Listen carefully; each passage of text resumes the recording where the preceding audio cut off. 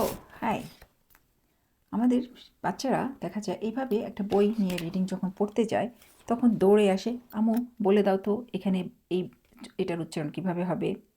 অথবা আমরা তাদেরকে বলি এটা বানানটা মুখস্থ করো, আমরা স্পেলিং শেখাই মুখস্থ করে। যার কারণে আমাদের বাচ্চাদের উপরে কিন্তু একটা বিশাল একটা মেন্টাল প্রেশার তৈরি হয়, তাদেরকে বানান মুখস্থ করে লিখতে হবে।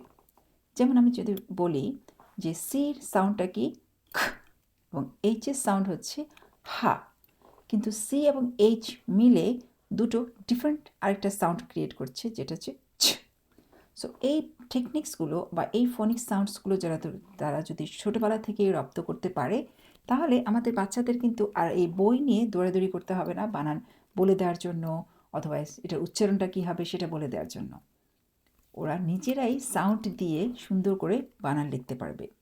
যেমন আমি যদি বলি ছ্যাট, তখন তারা উচ্চারণ করবে ছ, অ্যাট, এবং বানান লেখার সময় ছ জানে যে সিএইচ। এবং যদি বলি খ্যাট, তখন কিন্তু তারা সিটাকে লিখবে খ সাউন্ড। এবং এরপরে তাদেরকে যদি খিট খ, সেটার সাউন্ডও খে, এবং সাউন্ডটা দিয়ে তারা তখন কিন্তু ইজিলি তারা লিখতে পারবে। সো আমাদেরকে চেঞ্জ করতে হবে আমাদের শেখানোর যে মেথড, এবং সেই মেথডটাকে আমাদেরকে চেষ্টা করতে হবে স্টুডেন্টসদেরকে শিশুকাল থেকেই শেখানো। তখন তারা ইজিলি বানান মুখস্থ না করে অথবা উচ্চারণ কারো কাছ থেকে দৌড়াদৌড়ি করে শেখার জন্য না করে তারা নিজেরাই একা একা বানান রিডিং পড়তে পারবে। চলুন আমাদের যে পড়াশোনার যে সিস্টেমটাকে, ইংরেজি শেখানোর যে সিস্টেমটাকে, সেটাকে চেঞ্জ করি।